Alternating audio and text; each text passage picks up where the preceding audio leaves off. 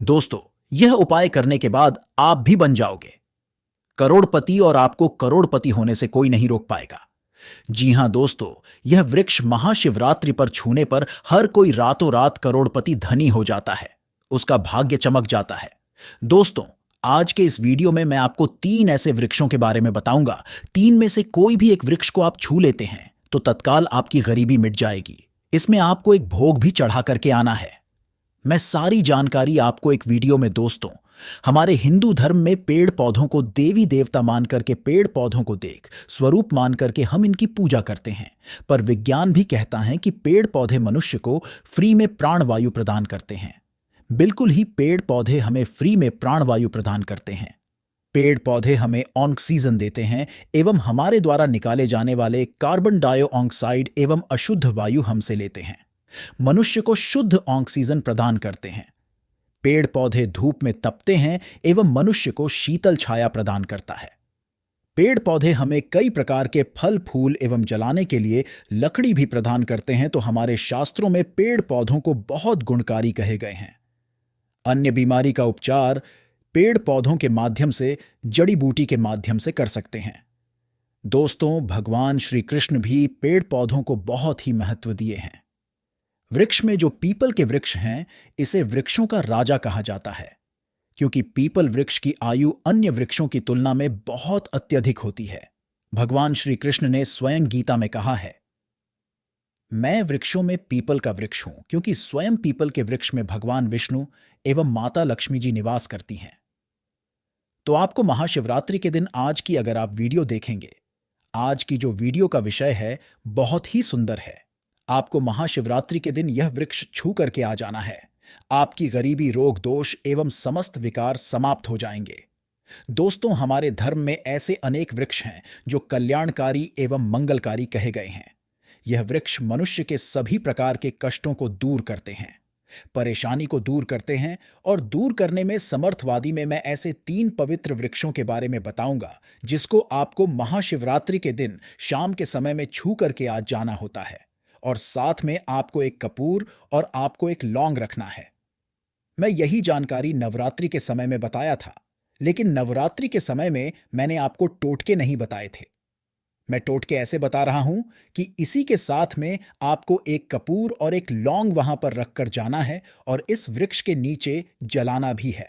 और मैं आप लोगों को इस वृक्ष को भोग के लिए, अर्थात इस वृक्ष को आप अपनी समस्या बोलेंगे, छूते ही आपकी गरीबी मिटेगी।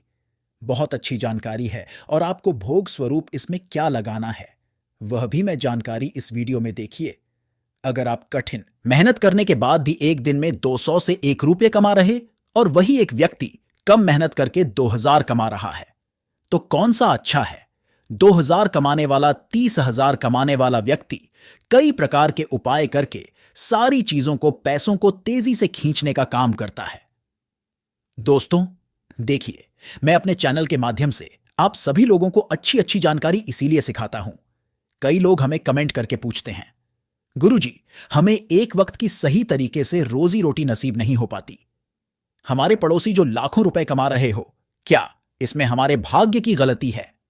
देखिए, भाग्य को आप मेहनत के द्वारा दूर कर सकते हैं, लेकिन पूर्व के समय में हमारे द्वारा किसी भी प्रकार की अनहोनी होती है या किसी भी प्रकार की हमारी कुंडली में दोष लग गया हो, तो उसे दूर करने का काम करते हैं यह पेड़ पौधे। दोस्तों, यह पेड़ पौधे जितने भी होते हैं, यह अगर महाशिवरात्रि के दिन इन 3 वृक्षों में से अगर आप इसे जाकर के छू लेते हैं, तो आपके जीवन में जो दोष लगे हैं, आपके जीवन में किसी भी प्रकार का आपको श्राप लगा है, हाय लगा है, बधुआ लगी है, तो उसे यह पेड़ पौधे अपने अंदर में खींच लेते हैं।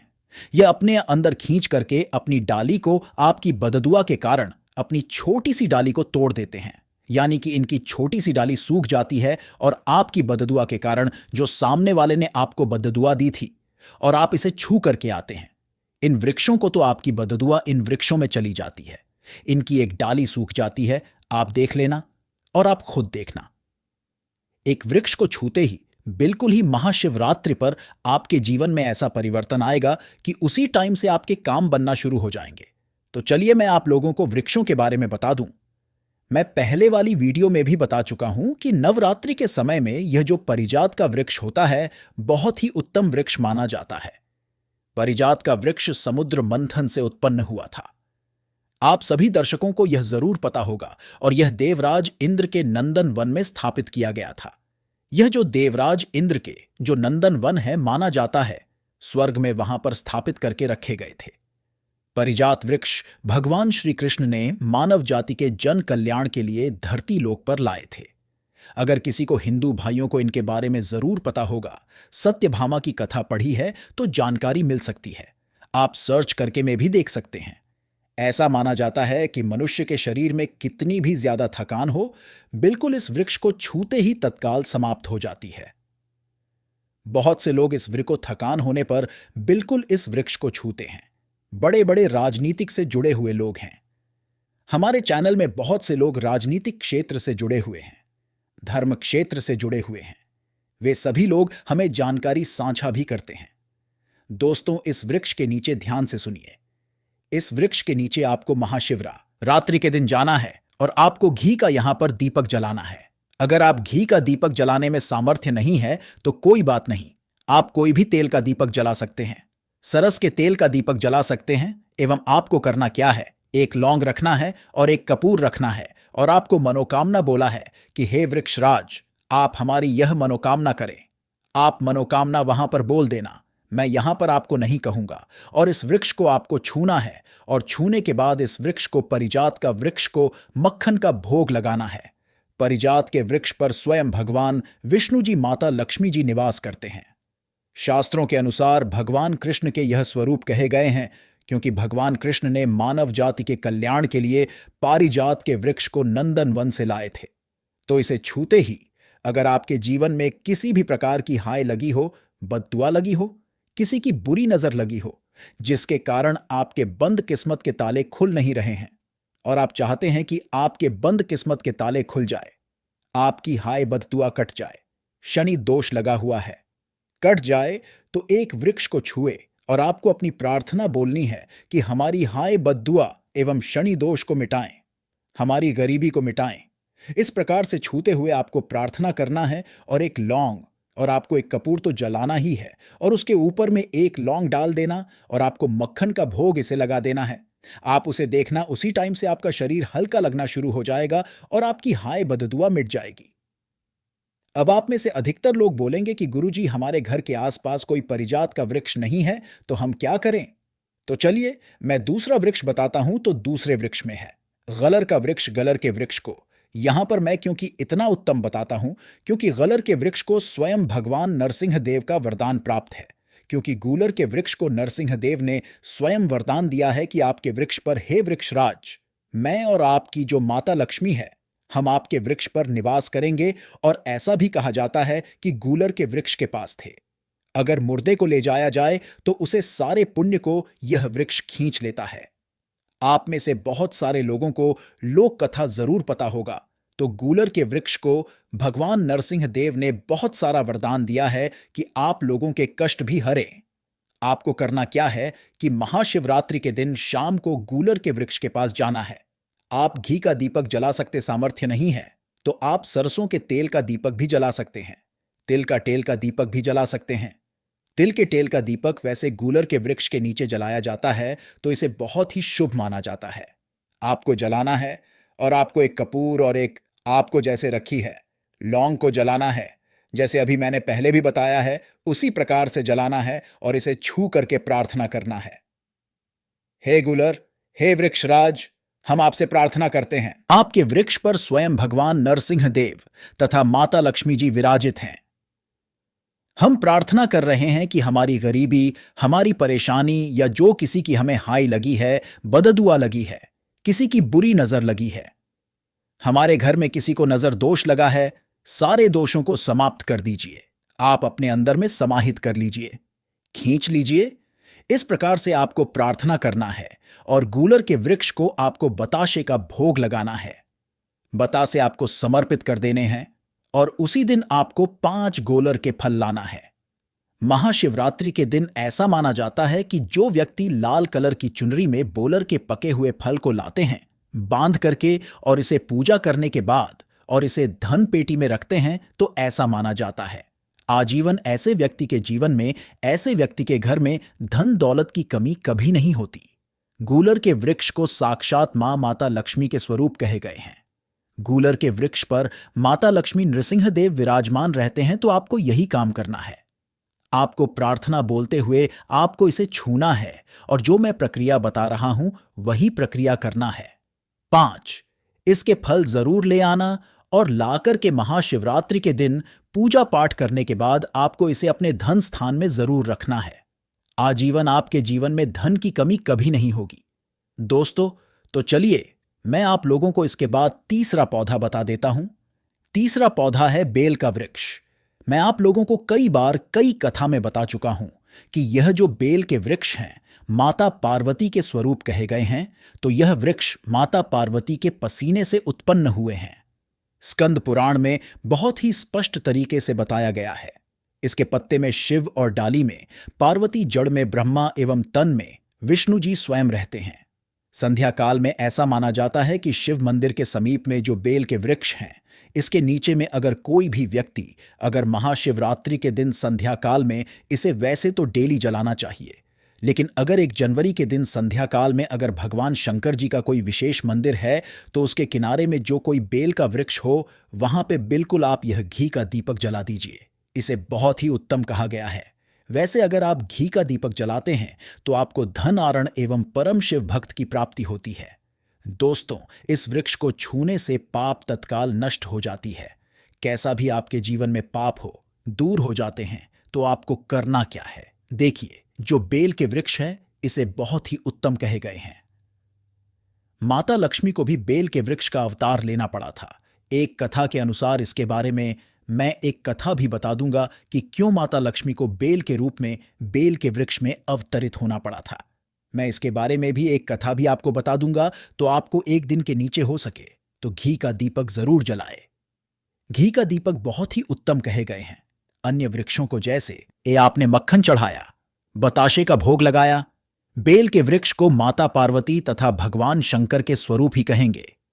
बैल के जो वृक्ष की जड़ होती है, इसके जो मूल भाग होते हैं, इसमें समस्त तीर्थ आकर के निवास करते हैं।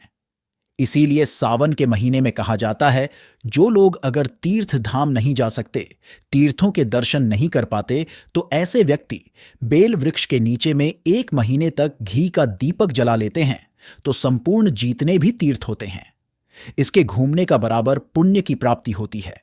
मैं इसीलिए सारी जानकारी, गुप्त रहस्य जानकारी बताता हूं, जिससे आप सभी दर्शकों को कल्याण, आप सभी दर्शकों का बिल्कुल आध्यात्मिक उन्नति हो। सभी को धन की जरूरत नहीं होती, किसी को पुण्य की प्राप्ति की जरूरत होती है। कोई आध्यात्मिक उन्नति करना चाहते हैं, इसीलिए इस प्रकार के छोटे छोटे गुण भरे रहस्य जानकारी वीडियो बता देता हूं। दोस्तों, अब करना क्या है? दिन इस वृक्ष को छूना है, माता पार्वती से प्रार्थना लगाना है कि है माता पार्वती, आप ही शक्ति स्वरूपा है, लक्ष्मी है, धन की देवी है, आप ही संसार को चलाने वाली देवी हैं। इस प्रकार से प्रार्थना करते हुए इस वृक्ष को छूना है और बोलना है, मेरी गरीबी मिटाए माता, मेरी निर्धनता को मिटाए, मेरे जीवन में चल रही परेशानियां, सारी परेशानियों को दूर करें। इस प्रकार प्रार्थना करते हुए आपको एक कपूर और एक लौंग को भी जला देना है और एक काम जरूर करना है। जलाने के बाद इस वृक्ष को आपको बोलना है कि मैं भोग स्वरूप आपको धतूरे के पत्ते एवं धतूरे के फल समर्पित करूं, आप स्वीकार करें।